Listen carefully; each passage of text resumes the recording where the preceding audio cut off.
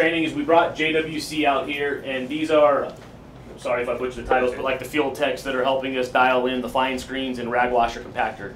So any of the technical questions that you guys have, these are the two gurus for the Western region to help us out. The intent of today's training is they're first going to walk us through a PowerPoint. We'll sit in the classroom for a little bit. You guys will have a Q&A so that you can ask any questions that you might have. You have some handouts that you can take back for reference. And then we're going to go out to the field to actually look at some of the stuff. Some of the guys from RP1, some of the other maintenance guys from down south might not have had an opportunity to see the new setup. So that'll also be an opportunity for them to further explain what they're doing and for you guys to ask questions. We're still kind of going through the startup phase right now. I mean, the fine screens seem to be working and functioning properly. We don't really have any major issues. The only thing that you guys will see out there that JWC is trying to help us out with today is dialing in the washer compactor. So my experience that we have with them down south, that they have to make quite a few different adjustments. So some of the adjustments that they have, they'll be able to explain to you, but it's basically the sequencing of the conveyor, runtime moving forward and moving backwards, and then also the wash water to rinse off those organics. So that's pretty much it. So this is Enrique and Juan, and they're going to be giving the training today, and feel free to ask them any questions you guys might have. All right. Well, good morning, everybody. My name is Enrique. Work for JWC, and we're going to show you guys this small presentation all about training. And if you guys have any questions, you feel free to stop us and ask questions. Hopefully, we have the answer for you guys. All right, we're going to go over a little bit of ready with the camera. So I'm pretty sure everybody knows the safety comes first. You know, before we attempt to do any maintenance or any adjustments on the equipment, everybody knows safety comes first. Before we do anything, we need to turn off the power breakers and everything, lock it out, keep your key with you, and then work on the equipment. We have a pretty strong horsepower on it and high torque gearboxes on them, so it's a lot of torque. They're really dangerous. All right, we're going to go over the operation of the equipment. I'll go back. And equipment specifications, equipment description, maintenance, and disassembly. We're going to show you a couple of exploder view screens where you can can see all the equipment and all the layout parts and everything. You guys can, like I said, feel free to stop us and with any questions. Maintenance, assembly, and reassembly, and also the troubleshooting of the equipment. So,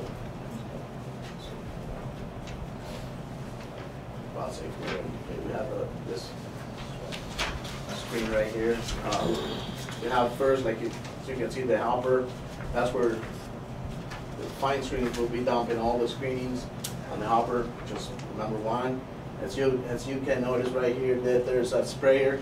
That's where the cleaning starts, on the screens.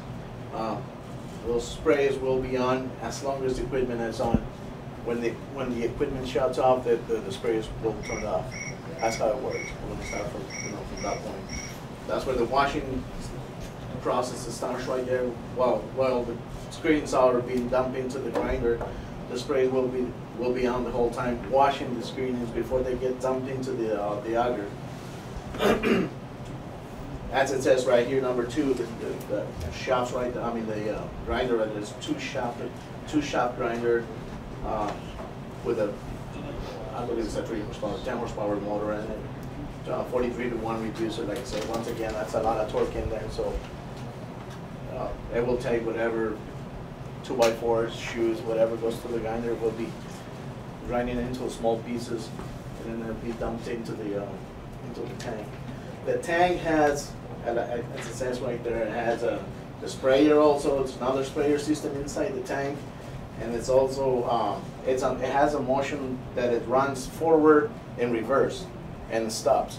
So what it will be doing, it's going to be like washing the solids, as I said, that they get pushed in, and like for 15 seconds, 25 seconds, and it stops for 20 seconds. And during that time, the sprays are going to be on washing off the screenings. All right, and then it goes on reversal. What it's going to be doing is going to be doing this with the material inside there, washing it off. before, and at the same time, as it's doing that process, it's going to be separating the organics from the screenings. You know, all the organics will be pushed down into there's a perforated plate right there, right in here. All the organics will be dumped into the tank down at the bottom, all the way at the bottom, and all the organics, I mean, all the solids will be pushed out to the shooter. Any questions right there? So what is 3A exactly? It just is a motion like this, because I read it was like a spiral auger. Yeah. So I'm looking at the gearbox, I assumed it was like a spiral rotation, but you're saying it's just... Right in here? Yeah, that area? Yeah, you got the auger in there, and that's what's going to happen is you're going to have your first forward, your stop, reverse, second stop, and then your final forward. So as it's in there, whatever second it's in, that's what we're still going to mess around with, trying to get the time in. But that's going to wash it in there, let it sit, and let it drain out. So it's just going to keep washing it in there, and then the final, when it gives you the final forward, this is where it's going to compact here, and that's what's going to squeeze it, take out excess water, and then let it come out dry at the top. But yeah, all you got in here is an auger, is a rotor, and that's, you know, once it dumps in there through the grinder, dumps in, you know, then it starts its washing cycle in there with the sprayers going on. Are all the times on the prints? The times are on the OIT are the factory settings, what they recommend on it. They can easily be changed, and that's the one thing we got to mess around with. We got to mess around and try to dial it in so we can get it washed, we can get it clean, and you know, it comes out clean. Like that in there? Yeah. Once years go on, some genius will open it and think they know better and change the times. Yeah, we can have it set, and we can also leave some recommended times. We have a guy that out in Santa Ana that is pretty much an expert on this equipment. So, you know, usually we'll let him know what's going on, you know, how it's coming out. We'll send him some pictures. He'll recommend some time to add into the OIT, and then watch it run with the times that he recommends to put in there. I think he can give, you know, we can let him know what's going on. He can give us a printout with the run cycles that are kind of recommended on there, which he would recommend, and then we can add those on there. And like I'm saying, once we get out there, they're not that hard to change. You know, very easy to put the run cycles in there, and then Is that something you change right there in the HMI? On the OIT itself, on the screen on the outside of the control panel, and it's all touch screen, so you know. And the one thing is, you think gonna have a lock on it? No, Like it's just you. access code? It's got a password. Yeah, That's it's a got password. passcode. We'll go over that when we get Yeah. out there and show you guys how it's done. But we can talk with him, and we can send Scott something over what they recommend, you know, what he has it on. And the one thing is, we'll send him pictures of it. But the one thing is, once you set in a run cycle, you kind of got to watch it and see how the material comes out. Because if we switch the run cycle now, but you know, you got still so much in the discharge that has to get out before you're going to see the actual result. So it's just a matter of just watching, messing around with the time, with the run cycle, and watching that. And it shouldn't be something that we adjust very frequently. Once they dial it in, which takes a little bit of time, what we've seen down south is set it and forget it. The rags will come out nice and clean, and you're rinsing off the organics, and they're pretty dry. Yeah, right. So it's just the biggest thing is finding that balance between being too dry and not being able to push out of the discharge and over torquing the auger, or being too wet and, you know, having all those organics just fall in the dumpster. Right. It's all about finding the right tuning on the settings. Yeah. And, yeah, go ahead. On the grinder itself, notice a lot of rattling comes to the bars above it. Is that normal? That's normal, because they have on one of the sides, I think it's on both sides, it has like clean out homes, and they're just floating Okay. on between the There cutters. it goes. So that's normal actually. That I think I was telling one of the guys the other, I don't know if it was you. If you're hearing that noise, it's a good sign. If you don't hear that noise, maybe it's because it's getting it's flooded, and it's nothing is going down to the auger. So it's normal. Yeah. Before we change this, what do you show you? There's another spray bar right here that keeps washing the solids, and there's another 2 sprayers right here on the sides for the organics. So the bottom of the tank is getting flushed out every time this turns on, so nothing gets stuck in there. So is that all accessible to replace those spray nozzles? Yes. Or how does that work? Yes, it is. Because that's on the inside, obviously. That's it, yeah, that's it. This right here, they're not. But this right up here and this right up here, they are accessible. They're really easy to And those two replace. inside, they're not. No, because they're inside the tank. And we never get to do that because they're underneath the tank, so they don't really get, they're not exposed to, you know, to dirt or solids or anything, so, yeah. Do the perforated holes have to be washed too? That's what these To are keep them doing. from plugging? Yeah. Yeah, That's what these are sprayers doing. will- The sprays are flushing out everything, so it'll be always clean. Yes. So- And there's a delay, off delay. They're after, you know, the last stop, or after the last forward cycle, there's a delay for this. They keep going on, so they keep everything clean for the next load. But that's one of the things, Jim, to keep in mind is, in my infinite wisdom, we had too much water going in, so the rags were coming out wet. So I thought, let me pinch back on the water a little bit, and I pinched back on that lower spray arm. Right here. So all the perforations just got clogged with rags. So now nothing was going out, right? We don't have a bypass or anything, so all the rags coming off the conveyor for about a day and a half till JWC came out were just falling on the ground. So once it gets clogged and bound up, there's really no way to get it cleaned out without them having to tear apart the machine. Well, when we get to that part, we'll show you guys what could happen if those sprayers are not working. We'll get to there.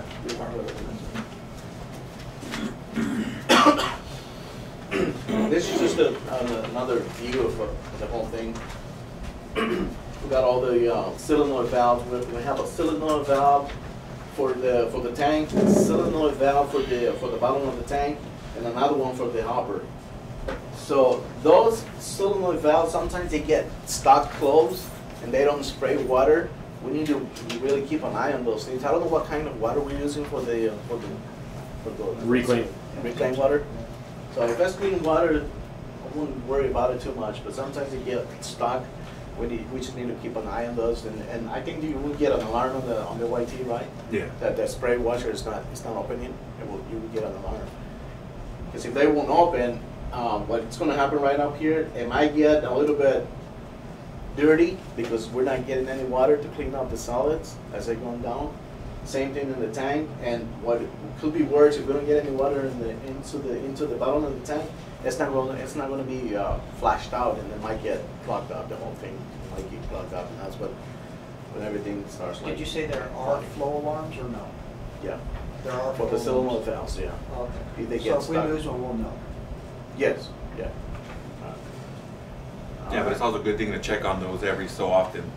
You know, just make sure that, because once the equipment turns on, you'll hear 'em. You know, you'll hear the water spraying on them. Yeah.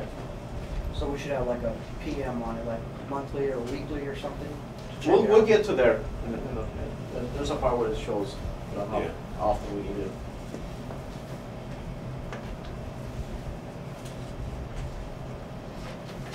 Awesome. Well, this is something we really need to, for you.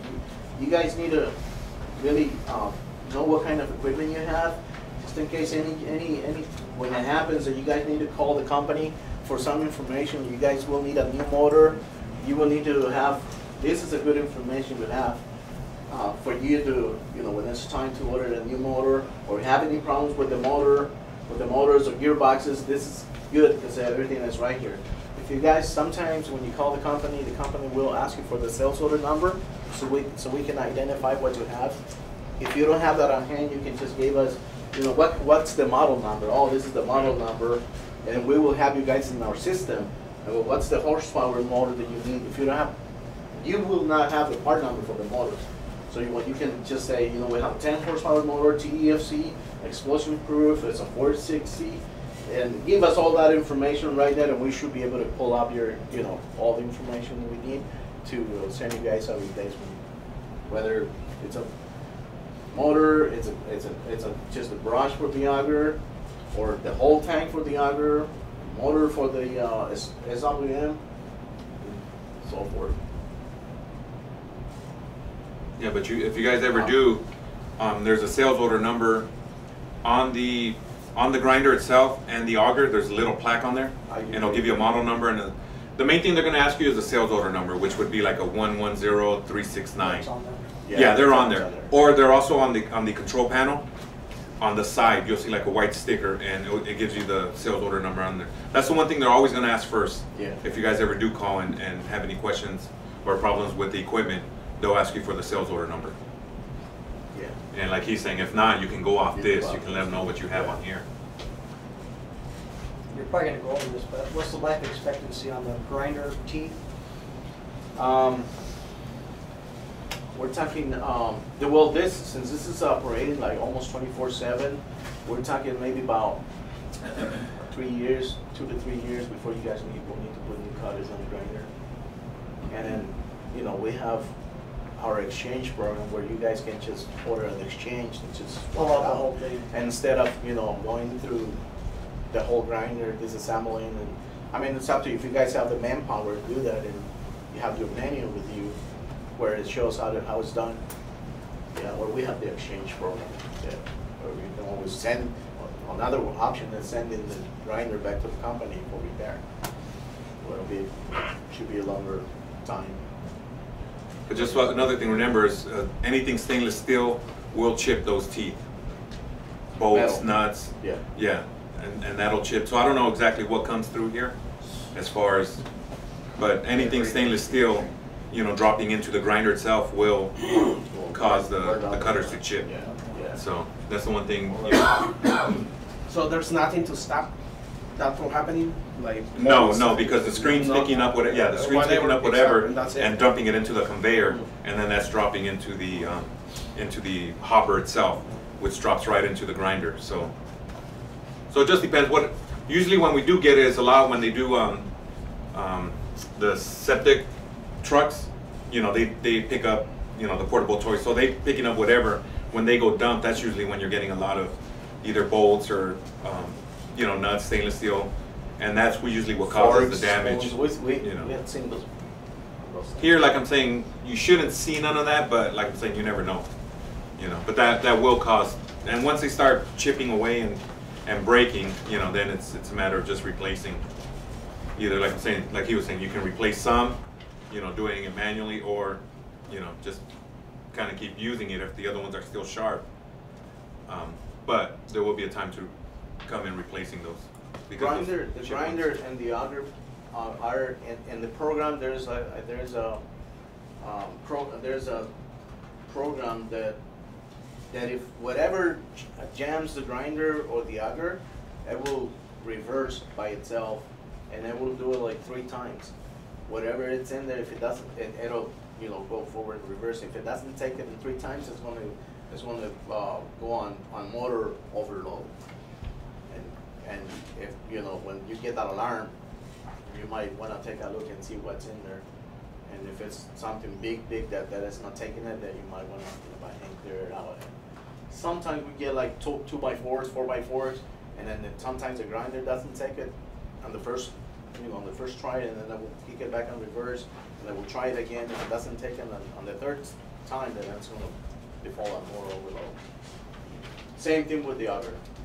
If anything gets in there, the auger probably not, because before big objects attempt to go in there, they'll go through the grinder first. So that's perhaps one relation.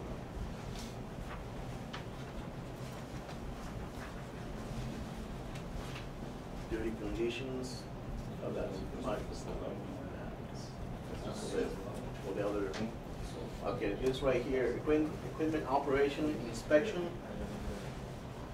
You know, just go over there and inspect the whole equipment, make sure everything's running as maybe weekly, once a week. The discharge inspection quarterly. Wash tank inspection quarterly as well. Auger, spiral, motion sensor. Well, motion sensor will give you an alarm if it fails. You know, but yeah. Spray washers, yeah, inspection. Like I said, if it's potable or retaining water, and that'll give you all that information. Tank hopper, quarterly, shrink test. I don't think that you would. There's a retort after the 48 hours. I think that you guys don't have to worry about that. I think it's already done. They've been working more than 40 hours right now, and that's only one-time deal. Auger mechanical seals. there's only one seal. We will show you when we get out there where the seal is for the auger, and we need to check out drive assembly inspection, grinder cutters. You might want to, like I said, we recommend to check the cutters stuck on the grinder like every 3 months. By, you know, if you guys have like a long screwdriver or maybe a pry bar, every 3 months go in there and stick it in between the cutters and try to move it up and down. If there's movement, then that means the cutter stuck needs to be retorqued. You don't want to leave the cutter, you know, the cutter stuck running loose because the cutters might spread out. It's going to allow, you know, a lot of cells just pass through, and not only that, but the cutters are going to start like hitting each other. It's going to be a lot of wear on the cutters. It's important. This grinder can run for years, and you guys can extend the life on it by keeping it tight all the time. Cutters stuck. Cutters stuck tightness. That's what I was talking about. Grinder sealed cartridge. We'll get to that one. There's an explorer view. We'll go to the next one. Grinder. There's more maintenance. Gears.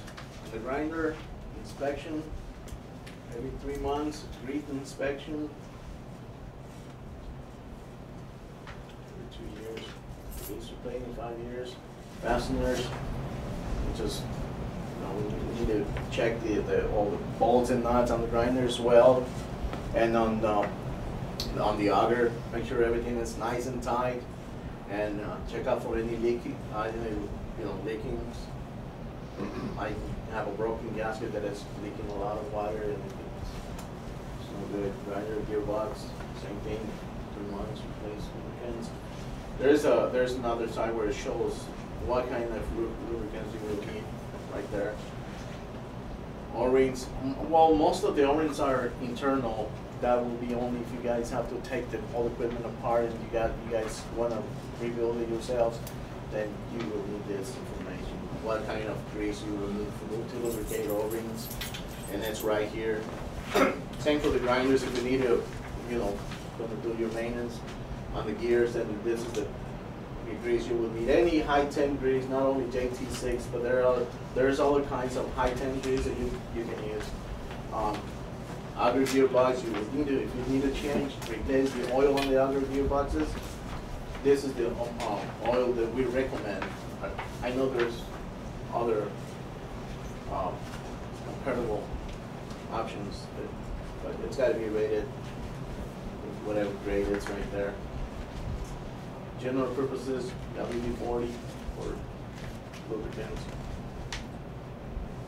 And of course, the equipment is going to be shut down and it's going to be exposed to weather out there. It's going to get rusty and dirty. We recommend the rust inhibitor, to get all the rust off. That's our recommendations. And this is an exploder view for the whole SUP unit washing compactor, where it shows your gaskets, all your fasteners, all your cylinder valves, the auger with the brush on it, and all your gaskets. In order to replace the auger brush, it's really easy to do that. All you have to do, and we talk about this when we get out there, but all you have to do, this goes in here.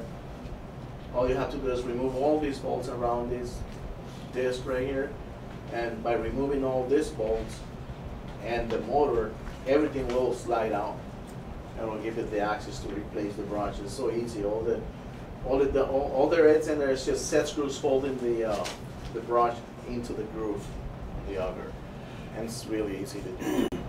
How often do you go to replace it?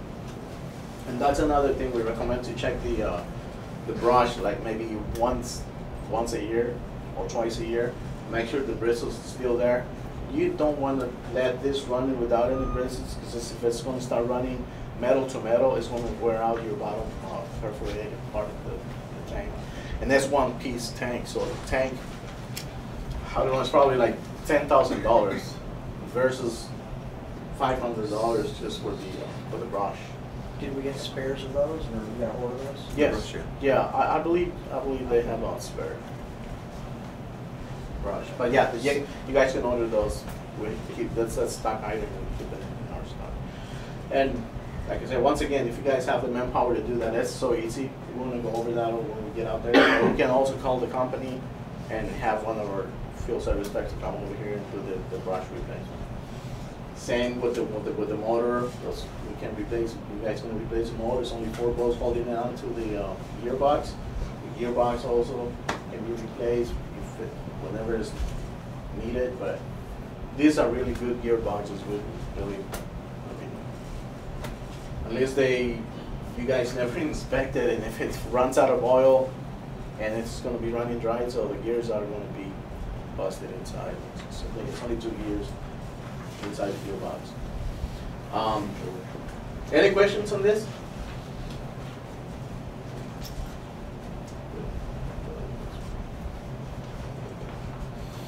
And this is showing the different positions on the gearbox and what kind of oil and how the amount of oil you will need for if it's laying down this way or this way, vertical, or that's what it is. All that. That's all that is. What model do we have? You guys have this one. This one. This.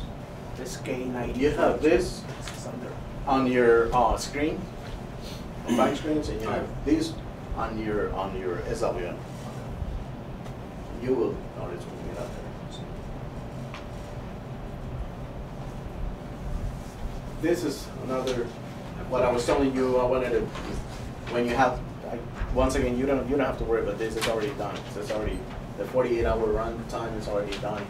So what this is all about, on the first 48 hours, you will get a message on your screen, on your display on the control panel, that it says 48-hour retorque required.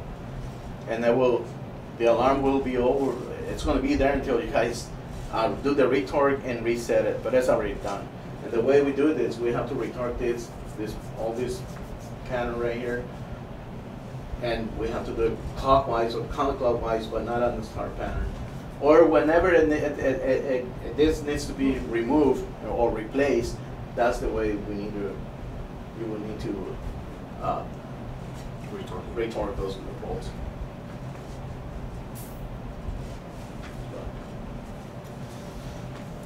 And same thing, it shows, the set screws holding the brush into the groove.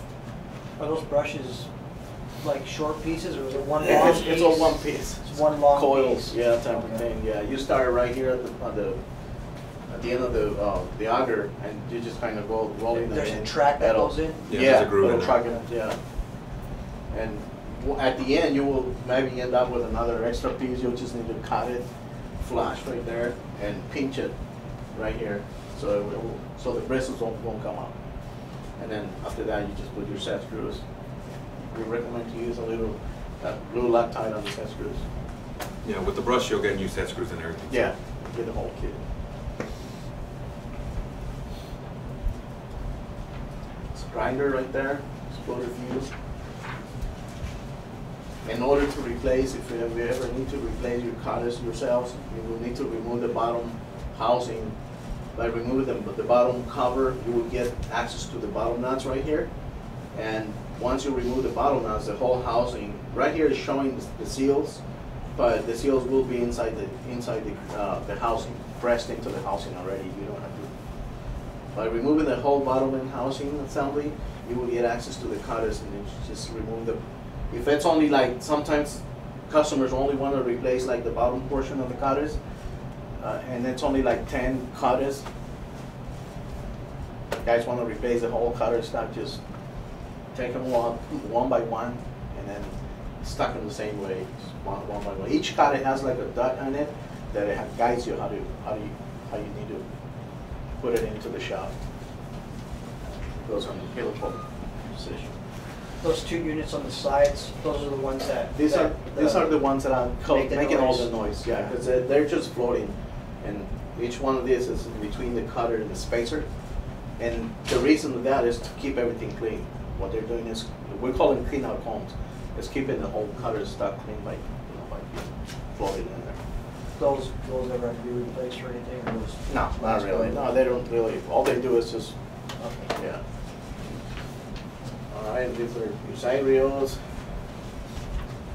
top seals, the bottom seals. This is the retainer for the seals. You got your gears, gasket, and top cover. Oil seal for the top cover. But same thing here, if the cutter stack is loose, right, they're gonna...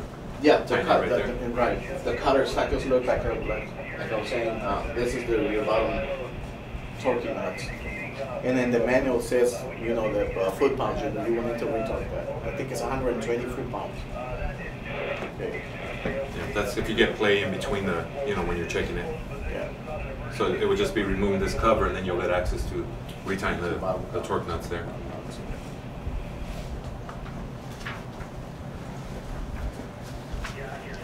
These are different type of side reels that don't have those clean out combs. We call these high flow tie reels. They're slotted, as you can see, to help on the flow. The flow will go through. This is like for channel installation.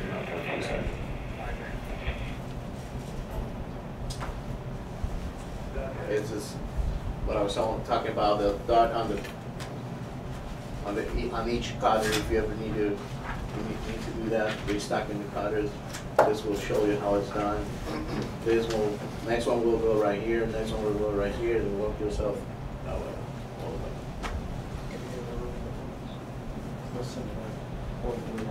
way. And the cutters are only one position cutting, as you can see. They're not.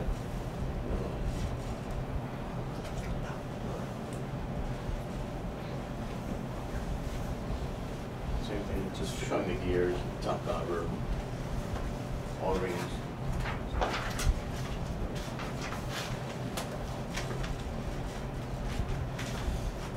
The auger, so it's not sterilized screen line. Yeah, this is just pretty much the troubleshooting on it. If you guys ever had a question on it, you can pretty much look on here, and I think it's about the next 2 or 3 pages will give you, you know, if the auger's not turning, you know, if the screen's not, I mean, it's just basic scenarios that we've had or the company's experienced when people have called in. It'll give you what to try, or, you know, what the cause is, what the solution is. Most of the time they'll just give us a call, you know, and we'll walk them through it, or eventually if we can do it, if we're out on the field, they can call the office, and you know, we have people there that'll do it. But this is a good page just to kind of look at, and just to see. It'll give you different, you know, if you got an auger jam message, usually what it is and what the solution is. This is a pretty good one. The auger spiral is not rotating. You know, because a lot of times you'll see it, you'll see that the motor's on, but the auger ain't turning on it. You know, a good way to check on that is, and we'll do it outside, but that 48-hour retorque, that shrink disc that was on there, there's a cover on there, 2 bolts. You can remove that, and you can see from there if the auger is turning. That whole auger is connected onto that shrink disc, you know, and then the motor will drive it. So if the motor is turning, that's not turning, then you kind of want to start checking from there, see what the problem is on there. But that would be a good one, you know, usually with the spiral not turning on it. On this one, let me So it doesn't have a key on the hollow shaft? It has that shrink disc is shrink what's disc, grabbing it. That's Yeah. grabbing it? Yeah, that's what's grabbing it on there. It's like a tapered type of bushing that you do the retorquing on all those bolts around it. Yeah, it'll keep it tight. But one good thing about this, that on this specific equipment right here, it has a motion sensor. That's one of the good things. If the motion sensor gives you an alarm, that means nothing is turning. Yeah. And then something's wrong with the auger, and that's where you need to start looking. What could it be? Let me remove this cover so I can take a look at the disc, or the key on the motor might fall off. If the motor on top is turning, you can hear it running, but the shrink disc is not turning, or the auger, then that's the motor. But if the motor's turning and the disc is turning, but the shaft in the middle is not turning, then that's the torquing on the shrink disc, and that's what all this is kind of explained. How far can you torque that? 22 foot-pound. No, I mean, how far can you torque that? I mean, how many times can you redo it? Because let's say you turn the motor, but just turning the hollow shaft around the shaft, So it's going nowhere, and some metal out of there, and you're gonna take it in, and then 3 months later, it's gonna do it again. But it's a sleeve, it's a bushing on there. There's- yeah. So the Yeah. bushing's what's squeezing it on it, so it's not actually digging. And into it. there's a tolerance. Okay. So it's not like it's gonna be wearing out the shaft. There's a tolerance I think. I don't know if it's like 10,000, so I'm not really sure about that. But it doesn't, we've never seen any wearness or damages on the shaft. Yeah, when they get loose, it's just turning, but the shaft on the other is not turning, so, okay, this is what it's gonna be. And sometimes could be like just that it needs to be retorqued, or sometimes we have a broken shaft. If you do the retorque and you notice that everything is nice and tight, it's still not moving, then we need to open the inspection cover on the tank and look at the shaft. You can see from there. Well, okay, we got a broken shaft. And the shaft is it's separated from the other, right? Yeah, there's bolts a on it. bolts, Yeah. that's Yeah. the bolts that holds it on. Yeah. Yeah. So if that breaks, you wouldn't have to order the whole thing, just the shaft. Shaft is only like what, $400. I'm not sure. Instead of ordering it $2,000. Same thing. Yeah, it's the kind of thing, Yeah. just troubleshooting on there. And a lot of this, we'll go through it once we're out there. It's a lot easier to see and point out Right. exactly, you know, the stuff that this is talking about. Same thing, troubleshooting on it.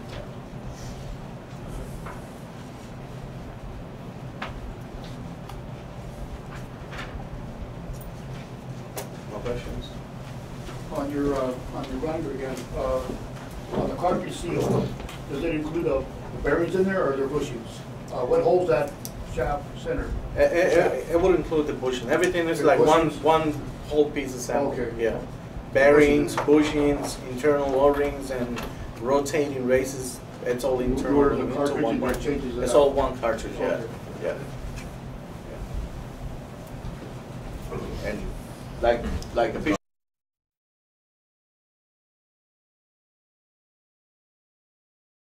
As you know, our equipment, the screen is made in Martinsville, in Virginia, and they ship them out. So I mean, this pretty much is just gonna. Before you close that, Yeah. this is how we won't be able to see from here down when we get out there, but this is what it would look like from here down. It has this cut out to help out with the flow, not to block too much water. And we have this slot on the back of the unit. This is the front, this is the back. This is the discharge, but everything will be dumped into the conveyor.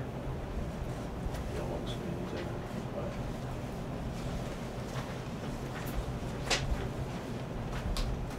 another view, the covers, the front of the unit. Is there a separate motor on top? Is this like just a kind of a thing that helps it clear, keep it clear? Yes, we have a rotating brush, and it have its own motor and another motor for the whole fine screen. That's what I'm thinking in here.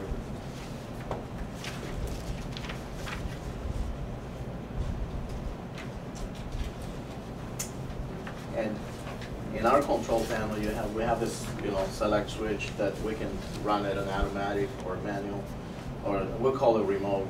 It's on remote right now, and it's running on differential levels, and it has switches running under the 2 level sensors. And we also have a timer. The timer works when it's running on differential under the 2 level sensor. If either one of the level sensors fails or goes out of range, it will automatically default under the timer until we fix that. Will it give us an alarm saying that? Yes. Yeah. Yeah, for the We level get alarms sensors. for the level sensor. Flow switch is not applicable.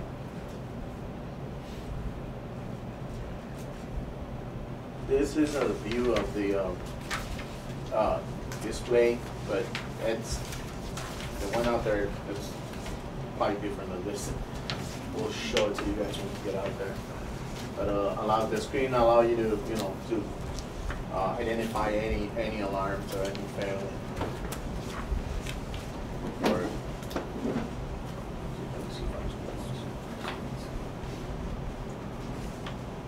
this is just the side where this two got replaced by our. I just want to show it off. this was just a show. It was just a small video, like 30-second video that shows how the flow is traveling up against the screen and so on.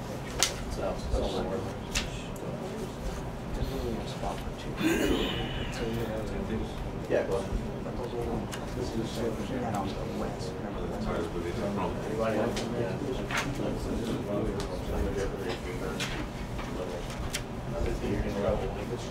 Right there. There's the two motors that we were talking about. One for the rotating brush right up here. This is for the band screen.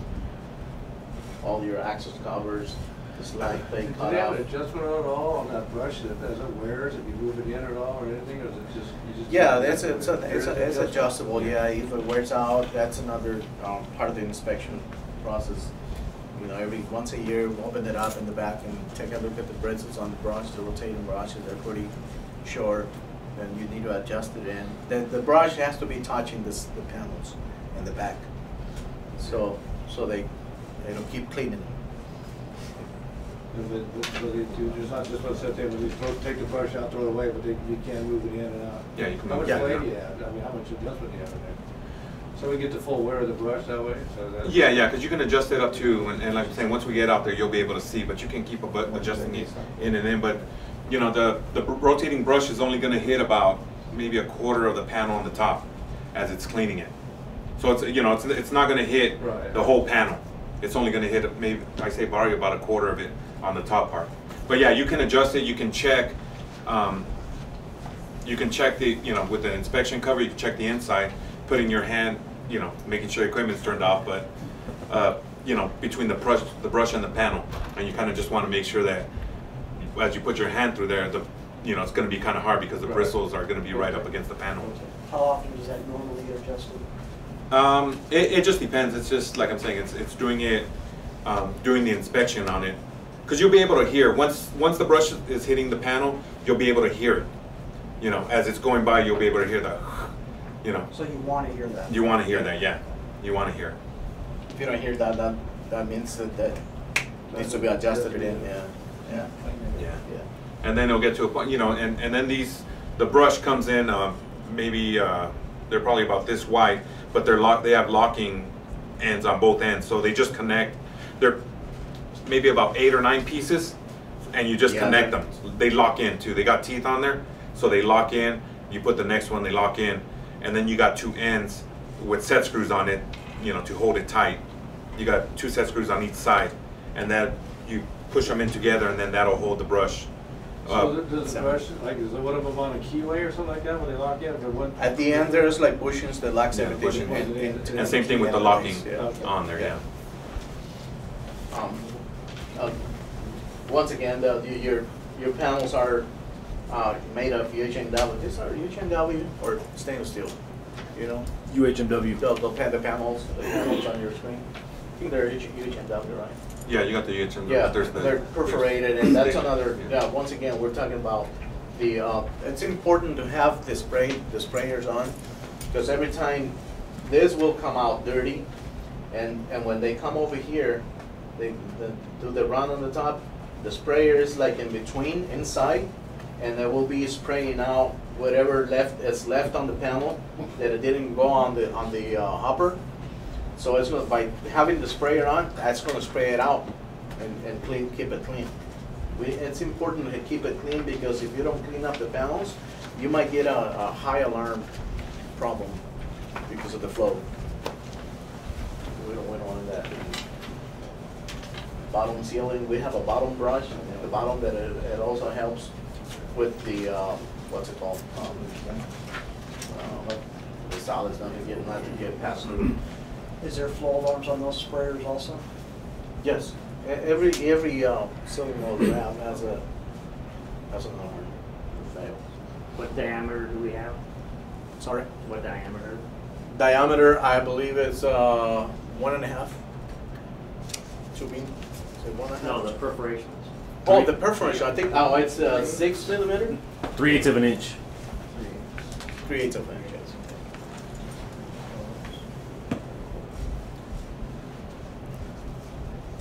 Go ahead.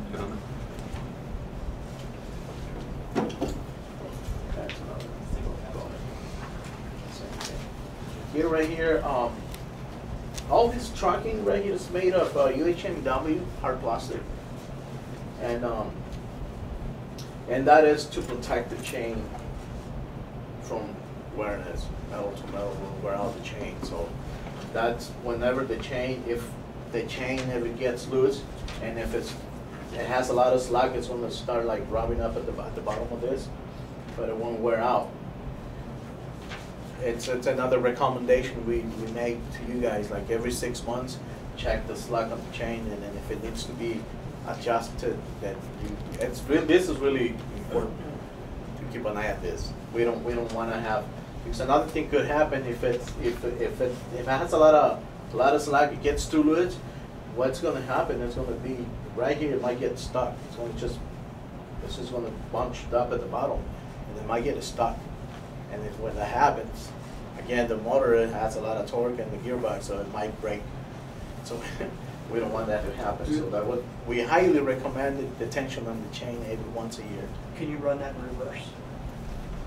Say for some stupid reason. Yes, but we don't recommend it because we have a bottom brush at the bottom that it sits at this angle. If you run it backwards, it's going to kind of push the bristles. No.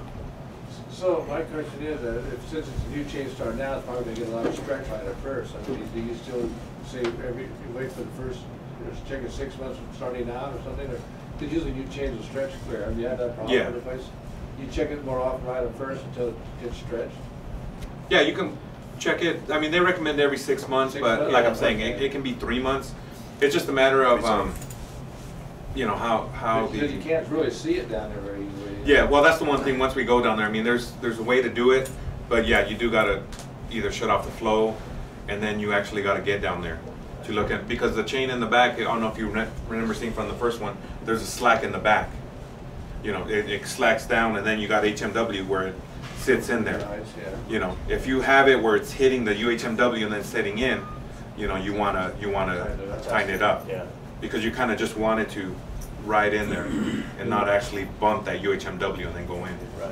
And that's a matter of, like I'm saying, you have to get down there. You got to, you know, look at it from the backside, you know, before you make the adjustment on it. The way this thing's built, you know, it just slides in with a crane. Is it unheard of just to take the whole thing out of there to do an inspection to it, or is that not normal? Not on this type of fine screen, because I don't think this one has a pivot on it. So, I mean, you guys have the option. If you guys want to pull it all out, that's your But it's, fault. yeah. But Is that not normal? It's not normal. Yeah. But we'll go over that, like he was saying, when the chain needs to be adjusted, you should be able to notice. And the back of the unit, if it has a lot of slack where it's touching the back, like the UHMW support that is in the back, that means it needs to be adjusted if it's touching it too much. It's got to be like barely touching it, or maybe not touching it at all. You'll show us that. Yeah, we'll show you guys when we get out there. That's another view of your brush right there, the rotating brush without the panels. This view, that's another view of the shaft. Just no top cover. Is there a way to slack that brush? Like when you was talking about running it in reverse, is there a way to disengage that, or we can It wouldn't run it backwards? No, what is going to happen is just going to kind of, you know, the bristles on the bottom brush, they're pretty long. What's going to happen is it's just going to push it down. When you turn it back up, it's going to come back to normal. But sometimes those bristles that get inside the holes, the perforated part of the panels, and it'll just break them. Well, that's what I'm saying, that if you can disengage that roller, it'll actually roll with it when you turn it backwards instead of it fighting it. No, but it's not on that brush. Not on this brush. There's another brush. There's a brush on the bottom. This is no problem. You can run it backwards, and that's no problem. But the one at the bottom, that's the one that it will get mangled down. You can, if you really need to run it backwards, you can remove the bottom brush. Yeah. Is it just a stationary brush? Does it rotate or nothing? No, it's just it's just there. So when the panels come up. Okay, so how often do you recommend changing those? Because then you have to stop the flow and everything, get down there. Yeah, because you actually got to drain out. You got to get down there. Drain out the channel. you know, same thing, checking it 6, or you know, when you actually do the inspection for the chain, you'll have, you know, you should be drained down there. That way you can check out everything at the bottom. But that brush probably about once a year Yeah. is when it would need to be changed. And all it is 5, I believe either 5 or 6 bolts that are holding it down. And there's nuts welded on the frame. Yeah, All you gotta so do is just it's a lot fill easier. with the nuts, just pull out the nuts and pull out the brush, put it in, It seems like, you know, once a year, pull the whole thing out of there, do all your maintenance, and just put it back Yeah, I in, agree. you know? I think you're right. I mean, if you feel like, But like, you guys say it's not normal, you know? Yeah, no, it's not. I mean, for us, it's not normal, because we, our company has that, program that is called Monster Care, where it's kind of an extended warranty that it covers for us to go out in the field and do maintenance. They'll fire us. Contractor's gonna do it. So Scott, now we have a valve on each channel, we can isolate that one bar rake, Yep. pump that water out, and we can go in there and work? Yep. If the valves hold. Yep. No, I mean, they're all brand new gates. Well, yeah, that'll last for a year and then they'll start leaking. So you can do it the first time and then never again. No, we're actually in the process of what'd you call it? It's a Monster Care? yeah, the months. We're in the process of negotiating with JWC since we pre-purchased that Oh, equipment. why It are sat we on here? site for 2 years so that we have some sort of extended warranty. We're talking about a 2-year contract so they'll come out and service it and help us out. Well, you guys are here every day. We'll only be here like once a year. Yeah, you guys hiring?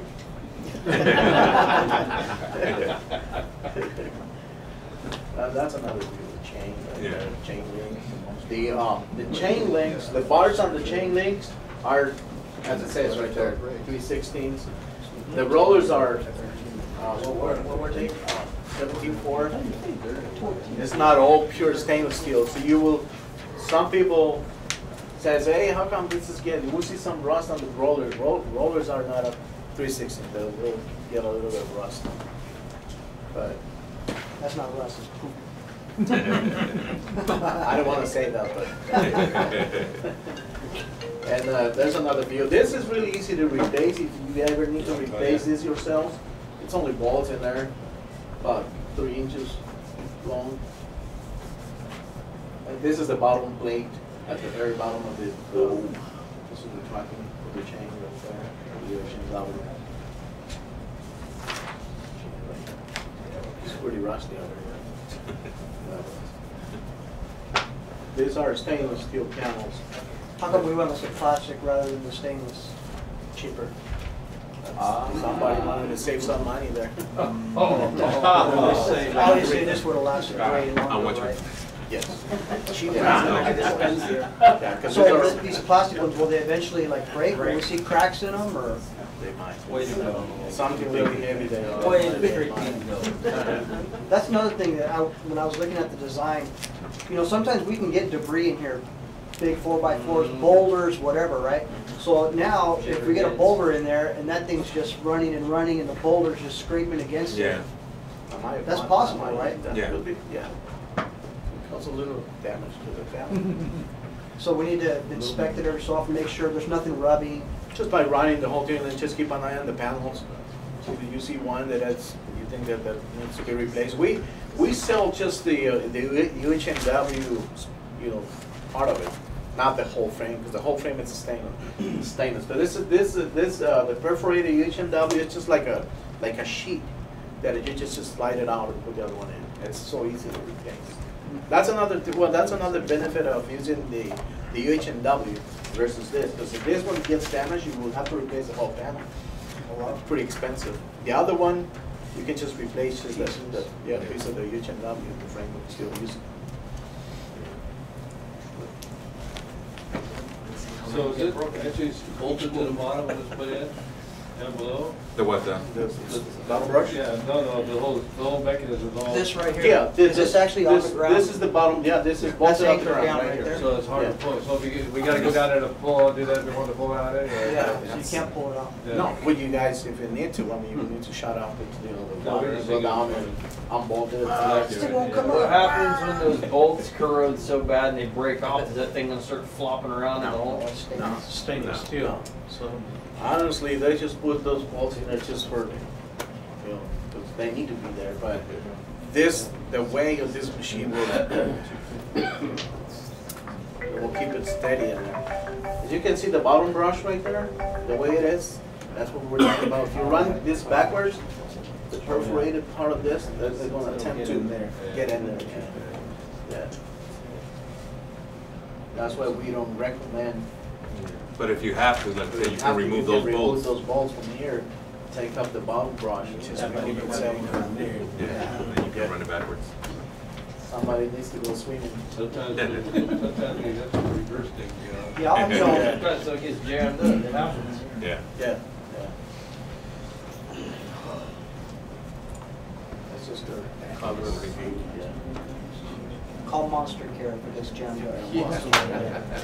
Okay. This panel support that this is part of the whole frame of the fine screen. When it, you know, as it says right there, if it's more than 4 feet wide, they will use certain amount of supports in there.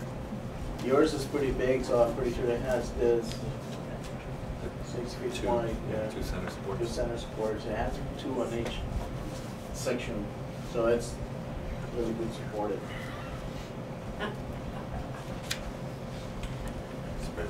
Spray wash. There's the spray wash right there, and this will be like the back of the unit.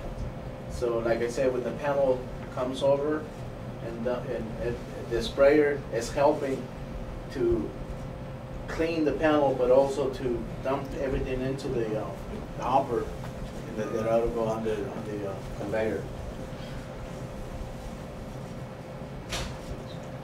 And by removing, you want to go back a little bit? By removing one of the panels, if you ever need to replace the nozzles or inspect the nozzles, remove one panel so you can line it up right there so you can see, you know, they're spraying. If not, they're damaged, you can replace the nozzles just like screwing. One of the nice things too we'll have for maintenance is there's going to be actually a catwalk on the back side of that fine screen. So all the stuff for maintenance will be like at eye level. Oh, nice. Right. Good. Except for you.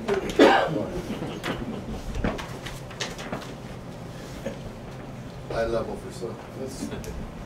This is what he was talking about. The rotating brush. The whole rotating brush is made by every section of one of these. These are like 2-inch section brush, and the whole assembly is about this big. They will take about 10 or 12 of those. And you see the locking. Are they spline? Is it It's just like a spline, shaft? like a spline shaft.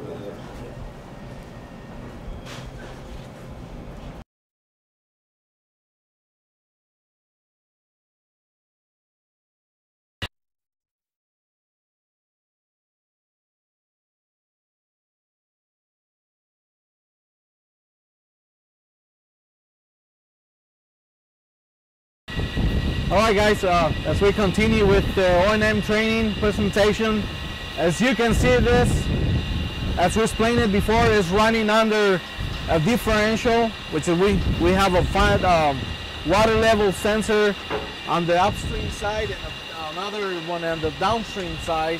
As you can see, the screen is stopping and going. It's running, that's because it's running under the differential. As the level comes up where it needs to, where it sends the signal to start, that's when it kicks in. Level goes down less than a foot, down to the set point. That's when it stops. And as you can see, the panels are coming up dirty because they're bringing all the solids up to the top. And once it hits on the other side, all that stuff is stick down to the panels. It will be sprayed out and dumped into the conveyor hopper. That's why it's important to have the water sprayer on all the time, because whatever is stuck into the panel, like that paper and whatever is stuck on the panel, it's going to be sprayed out. If we don't have the water on, it might just stay right there, causing like clogging on the panels. When it comes back down, the flow might increase more faster and it might be causing a high level alarm on your screen. What's that? This we close it for now so we don't get water. Yes, flash water. Yeah. As we were saying, we have a motor for the screen with the gearbox. Gearbox has oil in it, and that's one of the things we need to look up, like in our normal inspection time. If you see any leaking on the gearbox, we probably need to look into the level. If we need to pour more oil, we have a level set point right here. There's a plug. By removing it, you should be able, if it needs more oil, if you think that it needs a little bit of oil, you will need to go on top. There's another plug that you will need to remove to pour more oil in it. And leave this open, so as you're pouring oil, you see it coming out from here, that means it's on the right level. You need to put the plug back in and you should be good. Same thing with the gearbox for the rotating brush in the back. It's the same process to check the oil, all right? Here's our solenoid valve for the water. We're gonna turn it on so you guys can hear the difference when it's working and when it's not. If it's not working, you might wanna take a look at the, if it's open, the valve is open, but it's not working, you might wanna take a look on your screen, on your display, on the control panel to see if there's an alarm saying the sprayer is not working. You can hear that it's working right there. Every panel that it passes on the sprayer, you can hear the noise that is washing it off.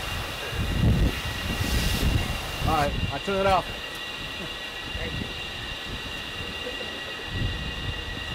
And again, we need to remember at the bottom there's a brush that we need to, once a year, we need to inspect the bottom brush for any wearness or if it needs to be replaced. I'm sorry?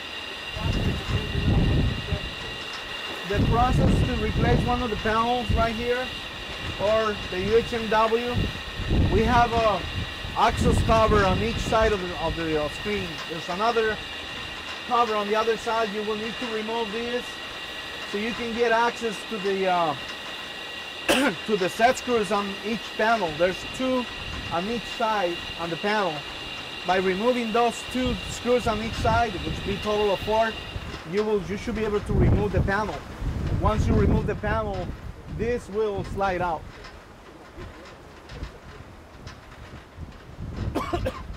Same process to put it back in. Once you have this replaced, you can just line the opening spot right here, so it's still there. Just put your panel back in there, retighten the bolts, and you should be good. It's an easy process.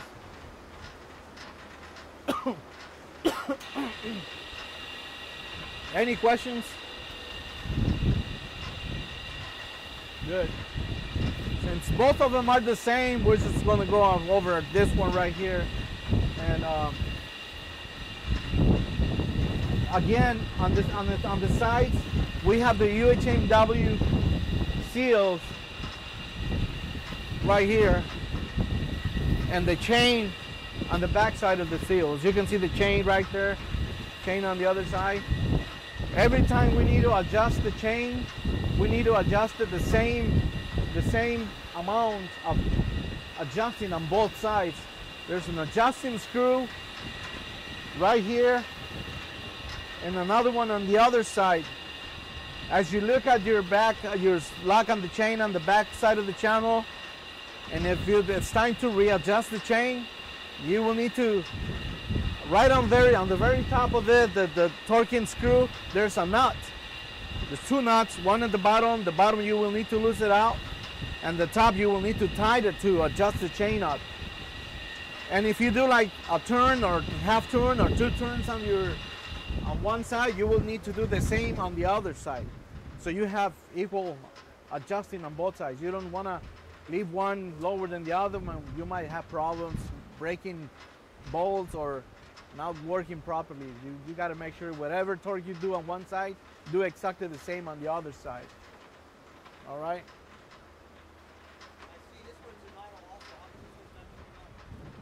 I'm not sure if they have more flow coming towards on this channel. I don't know.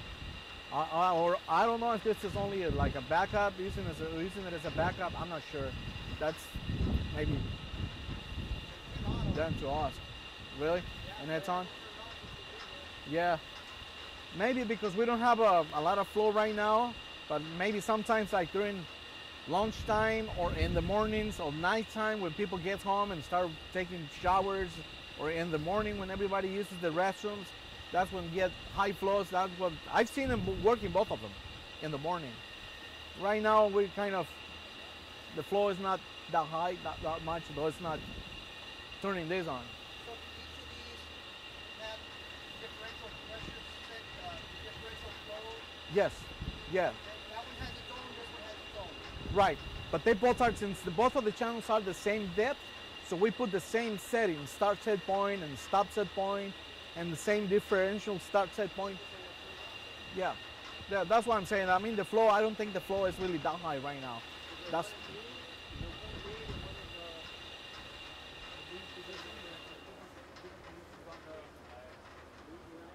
No, I think they both aren't the same, yeah. Yeah. All right, you guys. You don't want to let this sit too long with the crap on it, right? Because it will kind of get dry and caked up, right? This right here? Yeah. Yeah. I mean, they both have been running. You guys seen them running. You know, we've been here working on this, and they both were running the other day, right? Yeah. And like say if something happens, like one of the motors goes out, you know, we don't want to leave it with all the crap on it, right? Because it's going to get plugged up and it's going to be hard to get off, right? No, what you guys can do, I mean, a lot of sites, you can just close down this channel while this is down, and then clean it and just work on out of one till this one gets repaired or motor gets, you know, needs to be replaced. Once you get the motor, you can just turn it back on and open up the channel again. Yeah, because we did talk to them about, you know, putting one as a lead and the other one as a secondary. But I think Scott, you know, they just want to run both of them. They want to run both of them at the same time. Yeah, it's just Yes. differential on there. Yeah. Yeah, that can be adjusted on there. We'll show you when we get to the control That would panel be a with good the. way of doing it. Yeah. You know, doing one as a lead and the other one as a secondary on there. So they're not both running at the same time. Guys have any questions? We can move down to the control panel if you guys want. I'll put it back on.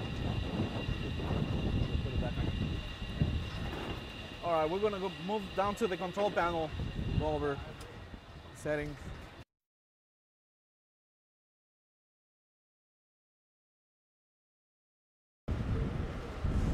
All right, like Juan was saying, here's a ID tag for this control panel that it gives you the model. If you ever, like I said, if you guys ever need to call the company for any reason, here's your model number, sales order number, serial number. That's something you will need to get when you call our customer service for help. And this right here, just showing you all the internal parts. We got our PLC. We got all the relays, protection for every single motor, for every single solenoid valve. And for the display, we have all the relays laid out in there. We got our all the fuses, fuse boxes. We got our breaker, transformer, motor forward contactor, and reverse motor contactor. Our current sensors, our overloads. That's just internal. We got our SCADA connection here, and I'm sorry. Reverse contactor. Motor, MF. Right here. This is the motor, like I think I explained it over there, that if anything, this is the motor, anything that gets jammed up, the motor is going to reverse by itself. It's in the program. What's that? No, if you're not supposed to, but if anything gets in there, then it'll jam it. It's going to reverse it. Yeah. Whether we don't recommend it, but it's going to reverse if something jams up the screen. And that's for the main fine tune. Right. Yeah. And that's on all the motors. They have a reverse program into the program in the PLC that whatever jams up this, it'll go on reverse mode, and then it tries it like for 3 times. If it doesn't take it, it'll default under motor overload. And the one on the right, that's your, This is the motor reverse. This is your motor that's forward. the starter for the brush. Yes, that's for the screen. This is for the brush. Are those prints as built? Are we gonna get as built, or do you know, are they good? Yeah, these are up to date, the prints. Yeah, those are up to date. Yeah, those are revision. Any questions in here?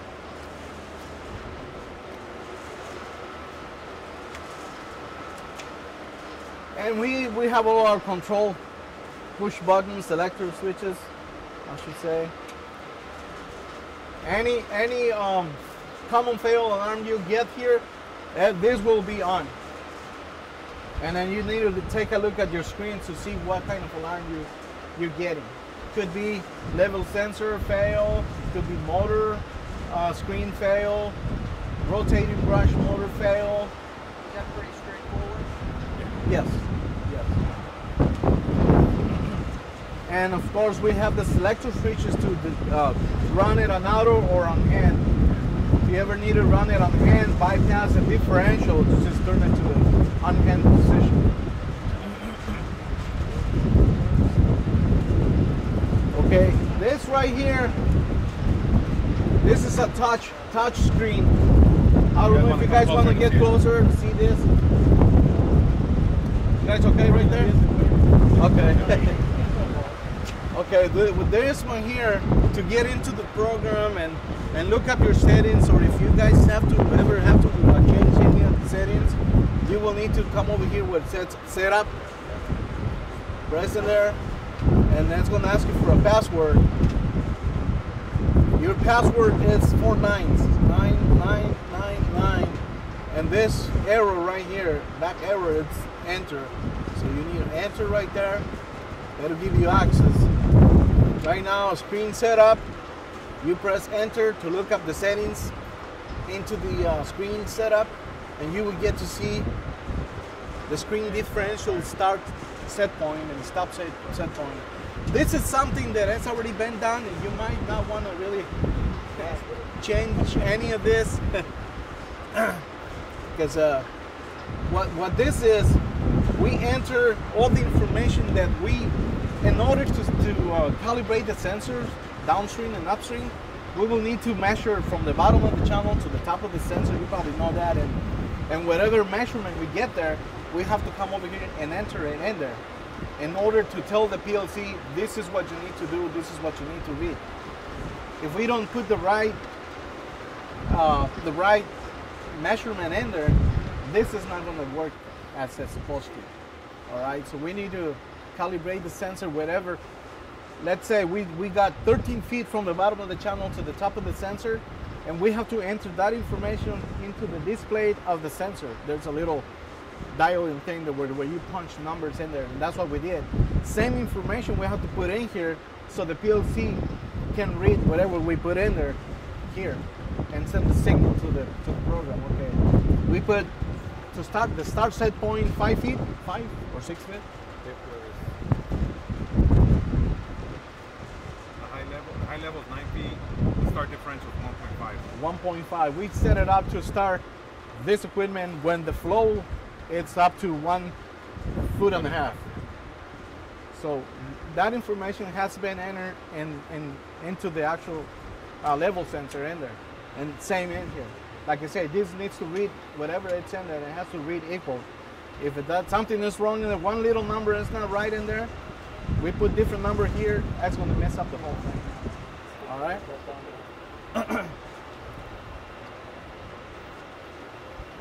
We exit here. We go down to level sensor setup. Level sensor setup. And that's right there, all the information, all the measurement that I was talking about. It was 15.75 feet from the bottom of the channel to the top of the sensor. And same thing on the downstream. So if that case, if you guys ever do call the shop, you know, they'll ask you, you know, what is the level of the downstream level sensor measured at? And you can just always get it up here. Go to the main menu and then go to level sensor setup. And Do just, you guys keep those records on there of what you programmed it at? Yes. we do when we did the startup. we Yeah, do. we have it on the startup forms. Is where we have it. There might be some times where you get really high flows that comes all at once, and sometimes it messes with your high level set point. If you guys keep on getting like high level alarms, you can call our company and we can tell you what you need to do here to change, raise up the high level alarm set point on this. Like right now, we have it at, what is it? What was on the other? Level sensor setup, high level start. High level start, 9 feet. If you keep getting the high level alarm, you can raise that up to give it more room. You know, like another foot, raise it up to 10 or to 11, but you cannot go over 13. That's at the max, yeah. All right. But that's something you might want to, you know, like what he was saying. That's radar? Yeah. But then also too, if you see it from here, See it right there. Yeah. you got your level differential at 0.89 right now. You got the start differential at 1.5. So you can see. Yeah, you can. If you see it, yeah, if you can see it on there. Now the one thing is, if you are, you know, you got high flows coming in, say after rain or something. If the water level doesn't drop below the 1.5, it's going to do its run cycle, and then it's going to keep doing it again, and then do it again until that water level drops below the 1.5. So sometimes you'll just see it running constantly until that water level drops. Yeah. And like I'm saying, you'll see it here. You got, so right now you got level differential at 0.85. Once, So we can see actual values right now. yeah. Once that level differential reaches 1.5, that's when the machine kicks on. That's when it's going to kick on. That's a differential that it equals the downstream to point. So you're going to see that level rising, and once it hits the 1.5 to start, then the machine will kick on. Right. Yeah. And yeah, you can see it on there. You can see the water level rising. Yeah. But here's also to the alarm history that you know, if that's what you'll get if you get the alarm, a fail, you know, like you got brush, it'll tell you exactly what it is. Time and dates all set. Yeah, correctly. it'll give Right, you everything. the time and everything. I think the only thing is we're gonna have to change because of the daylight savings. So I think it's still at Oh, okay. 10 o'clock instead of 11 or something like that. This thing has its own battery if you lose power, of course. This doesn't. This one doesn't have a. It doesn't have a UPS. It doesn't have one. Well, how about I'm talking just the HMI itself? Does it have its own battery? It'll keep the program. It'll keep the program. If the power goes up, it'll keep the program. Time. Everything. Yes. Yeah. But yeah, you'll get those, so you'll be able to easily tell when it happened, on the date, and exactly what it is. Right. A lot of times you can just hear just hitting the reset button here, and that'll clear you on there. If not, sometimes you got to go into the same thing. You go setup, 4 nines, you hit enter, and then you got an alarm listing here. Alarm listing. Sometimes you have to.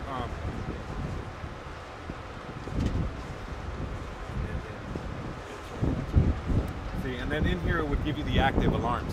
If you have it. Yeah, if you have any active alarms. If it doesn't reset from here, you'll be able to see it on here. Go to the alarm listings. But even without doing any of that, if you get an alarm, you're going to get an alarm without having to go in there. Yeah, you'll see it. You'll see it on the outside exactly what it is and all that. And like I'm saying, sometimes motor overload or motor over temp. You know, sometimes the motor got to cool down on it before you can actually reset it. Like on the motor over temp. You know, if you get the motor over temp, you can't just come and reset it. You got to let that motor cool down before you can actually reset it again. Unless the alarm, that motor over temp alarm has been there for a while, then motor might be cooled by that time. Any alarm you get here, they get on their screen and skate. Yes, they'll they get it will on see it the on the inside, SCADA, exactly. And they should be able to reset it also from the SCADA. From the skate itself. Yeah. And then any common fail alarm could be reset from over there, and they can reset it once, and if it happens right away, again they can just turn everything off, and that means something that's in there that's yeah.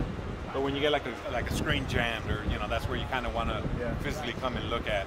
If you get a brush, If you get a brush multiple, fail. if they keep resetting, is they're going to get a failure where it tells them, hey, we're not going to start because we've already tried 3 times in an hour. Sometimes if they try resetting it and it happens again right away, and then they clear it. Yeah. You kind of tell them, hey, you got to go out there. Yeah, you got to come in here because you'll get it right away.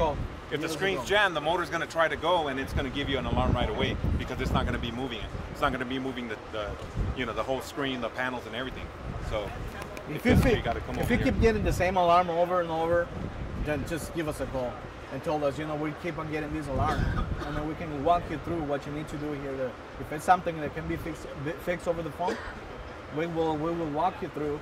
And if not, then okay, we're gonna have to set up for somebody to come up there and do whatever needs to be done.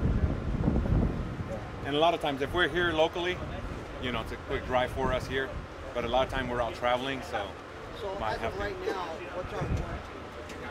There's a 1-year warranty on this. From right now, startup? Or? From the date of the startup, it's already been up until 1 year.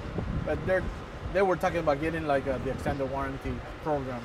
So when we come over here like once a year and inspect all the equipment and do whatever we need to do if something needs to be done, like adjusting the chain or replacing a mold or So if they don't get that, between now and a year, we shouldn't touch anything with you guys. I mean, it'd be good if you guys get in there and if it's something simple, at least that way you guys get familiar with the control panel and how it works and all that. Or even if we're here, we can come down here, but we can more or less let you go, okay, put this. Yeah. If we avoid the warranty because we touched it, So well, a lot of times what you can do is you can either give us a call or call the office, ask them. A lot of times it won't void it if you guys do it.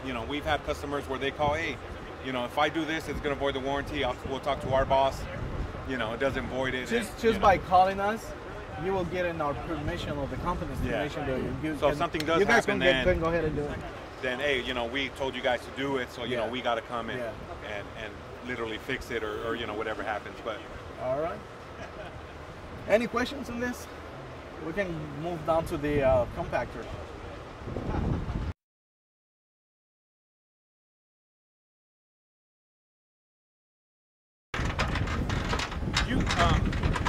The maintenance on this is still for you guys to do as far as checking the maintenance. The contract that we're going to get, or hopefully if we do come up, that would be us to come out and check, but you guys still have to do, the regular maintenance that's required on the equipment itself. Checking the chain, making sure the solenoids work. All that is still for you guys to do, as far as part of the deal. We'll do our end as far as checking the stuff that we got to do. Yeah, they know. Yeah, I'm glad he brought that up because we probably didn't. Yeah, they know because when we did the startup, as soon as we signed those papers, the validation warranty, that's when it starts being your equipment.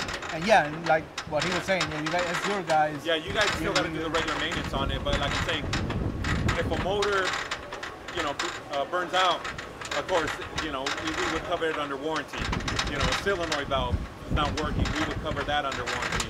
But as long as the regular maintenance is done on it, as far as by you guys, the regular maintenance and everything on it, pretty much a lot of the motors, solenoid valves, anything, all that will be covered for the whole year. Yeah, that's about 3 pumps every 2 months. I mean, it doesn't. You don't want to overfill those, 2 pumps and you're good on it. Yeah, because if not, then once it starts coming out from the bearing cover itself, then you use too much grease and then it starts pouring out from the bearing itself.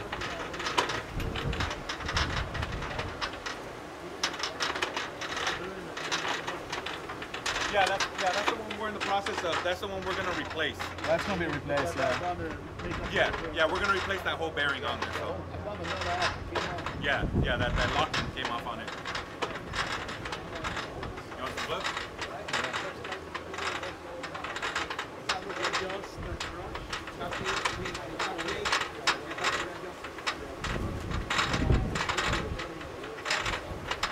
And again, this that noise, that's what we were talking about. That's normal. That's a good sign, actually. That's good to hear that noise. And again, what we were talking about in the top, we have a spray washer up here that is going to be cleaning all the solids that are being dumped in there on the sluice way. As it's getting grind out, it's getting cleaned up at the same time. All right. It comes down to the tank a little clean, but not 100% clean. So there's another spray bar right here, the one we saw in the picture, that is washing all the solids as they get in process of cleaning and getting on the transport segment. And from here down, that's where we perforated part is. That's where the separation starts right there. It separates the organics and the screenings. All the organics will be dumped into the bottom of the tank and flushed out with right here. Here's a flushing system. This is the solenoid valve for the flushing system. This is the solenoid valve for the tank, for the sprayers on the tank, and this is the solenoid valve for the sprayers on the top of the hopper. Okay. As we were saying, this is the bottom cover of the grinder. If you ever need to retorque the grinder, this is the bottom cover you will need to remove to get access to the torquing nut. Okay? If you ever need to retorque the grinder and you have to remove this to retighten it, you will need to loosen these bolts right here. 4 bolts here and 4 bolts on the other side, because when you retorque it, this whole stock is going to move up. But if you have this tight, nothing will move. So you will need to make sure to loosen those out. Once you're done retorquing it, torque it, tighten back down. This is your inspection cover to inspect the brush wetness. This is what you will need to remove to check and see also if the shaft is broken, like I was saying over there. If this motor is moving, you have to remove this cover to see if the shrink disc is moving. If this is moving but the shrink is not moving, that means the key in between this, either the key or the coupling in between the motor and the gearbox, maybe the key might fall off, or the coupling is broken or came out loose and it's not engaging. All right, that's 2 things, coupling and the key. But if this is working and this is working, also moving, pay attention to the shaft right on the center.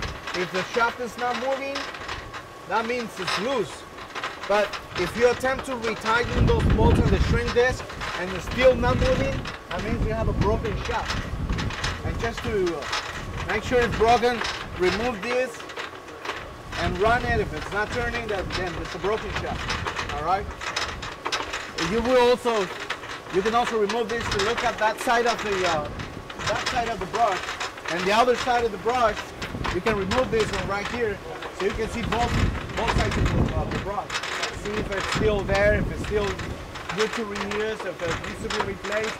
Like I said, once again, don't let it run metal to metal, because it's going to cause big damage at the bottom of the tank, and that's really expensive. All right. The rest of it, like I said, to replace the brush, you will need to remove these bolts all the way around. After you remove all those bolts, disconnect your motor, and this whole thing will slide out. They're going to put rollers on this wheel to move it around. Yeah, because you guys don't have the room. So once they put the roll, you should be able to move it around and bring it out here so you can work on it. And again, replacing the brush is so easy. Just remove those set screws and pull it out. It's easy to pull out.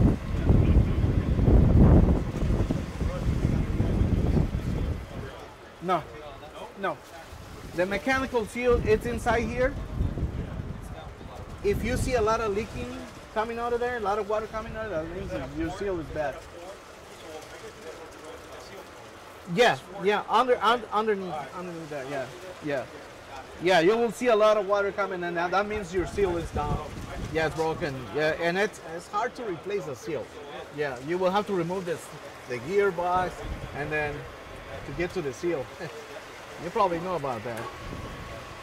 But replacing the brush is so easy, really easy. All right.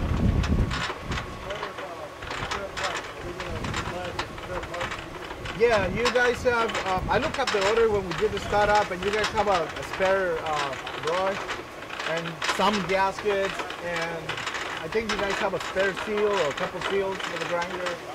Yeah, you guys have some spare parts for this equipment, but you can always order spare parts from us. Everything is in our stock, yeah. Right now, they're talking about replacing this hopper. We're getting a bigger hopper and shorter, and the roller. I'm not sure about the conveyor. It's not our conveyor. Yeah. Getting a new one? Yeah. Okay. Good. One thing that's important for you guys to know, this right here. Last time they had a plugging problem. They didn't know what was going on. They said, we called them on the phone. They called me on the phone, and I was everything on. It's everything working. He goes, control it, it's on. It looks like we have power and everything, but this one was an off position. This is that right there. It's just like a, what's it called? Yeah, this was turned off, and we gotta make sure this is always on forward position, and make sure nobody pushes this. Because if this gets pushed in, it's another thing that's going to kill everything. That's what happened. This got pushed. This one got pushed? Yeah. So I was showing him, we got here, and this whole thing was covered of a lot of, yeah. So, yeah, it was a mess. And it killed the PLC. Yeah, there's another one of these on the other side for one of these. I forgot to mention. So one of these is for this, one is for this, and the other one over there. The other one is for the other one on the other side. They should put labels. We recommend it, and I think they're working on it. This is just a disconnect, right? It's not fused. No, it's just a breaker. Right. Yeah, and I think they're working on the labels for this thing. You guys have any questions on this?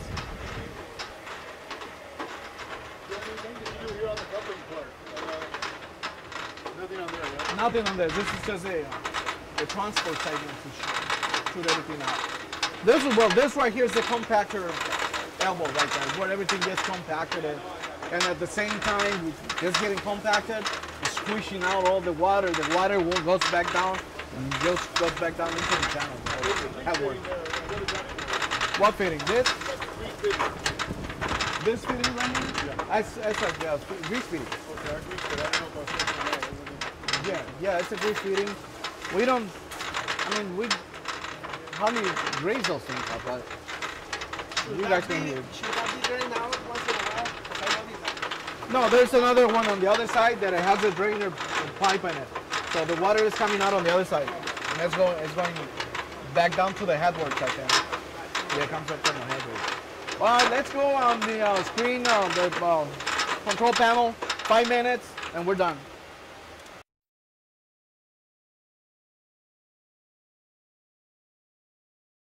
This is for the compactor, for the washer compactor. This screen you can't get to the other two.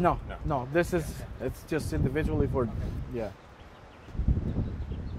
And it's the same thing. You got the password set up, 9999. Enter, so you can get into the program. And this right here, same thing. You guys want to look up the settings, the run cycle, and all the stuff. You will enter, and that'll give you the accumulated feet time in seconds, all the settings that it's in there. Is this on a timer, or does this run on? No. This is running with the screens. It's not on the timer right now. So when those start, this starts. Right. And I think it has like a longer than the fine screens. Yeah. To clear out the conveyor? Yes, it has an on delay timer and an off delay. I think it's like 15 seconds or 10 seconds Yeah. off It'll delay. start early and Right, finish later. right. So it'll keep everything clean, room for the next load that comes in.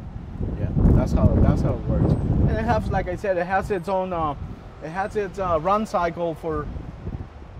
As you can see right there, if you get closer, the first row, which is stage 1, it has its own run cycle right there. Are those seconds? Yeah, that's all those seconds. It's 17 seconds.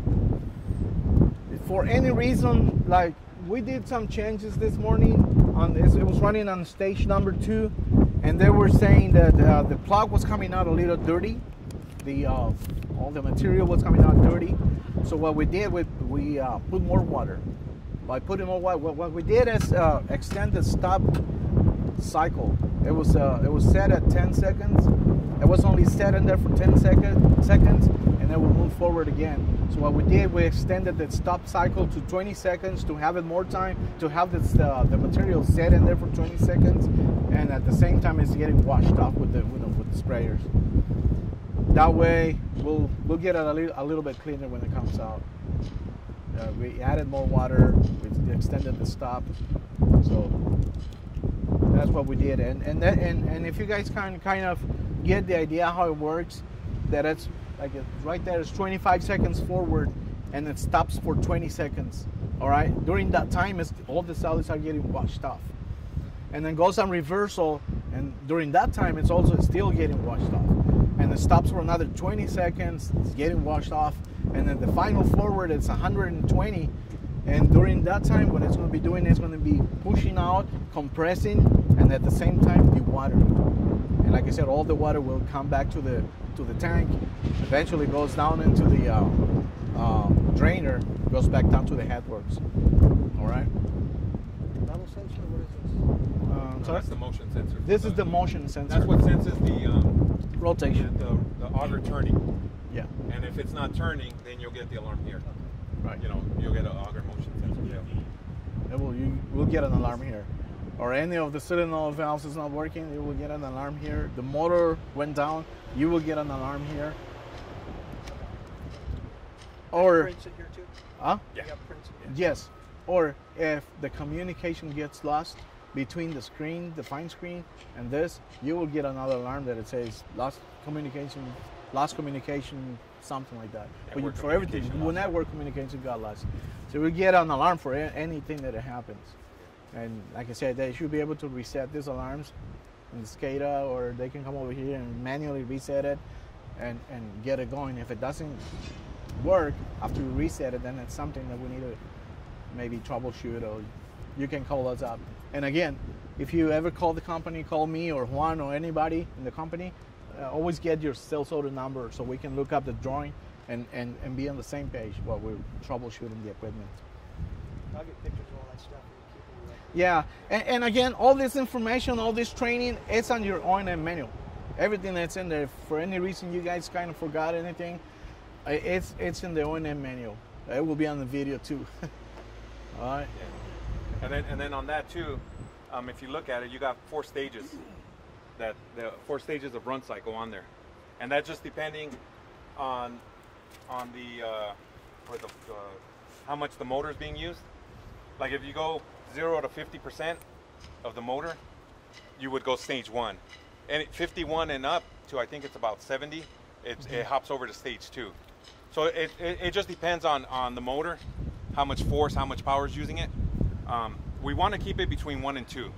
You know, if you're running it on stage 4, then you know it's using too much. You know, and then that's where we got to check voltage, check amperage on there. But we basically want to run it on stage 1 would be the best, but stage 1 or 2. And you'll see it on there, and it says on there stage 1, and it gives you it's running, or stage 2, which it's doing it right now. But you'll see that on there. So kind of keep an eye on that too, on the stages. And again, if you guys feel like calling us for anything, feel free to do it, and then we'll help you guys over the phone what you need to do. If you forgot how to dial in, how to get inside to the program, just give us a call. We'll be glad to help you guys over the phone. And like I'm saying, if for some reason you guys don't want to touch it, and if we're here, one of us is here, I mean, we'll be more than happy to just come down. Like I'm saying, it's an hour drive. And if we're here, like I say, most of the time we're gone, but if we're here, you know, we'll be more than happy to come down and help you know, guys out and see what exactly, you know. Well, the thank you questions guys have. for your time and your patience. Thank you so much. You guys have any questions? You're okay? We'll call you. We'll call you. That's fine. Thank you so much. Thanks for your help. Thanks.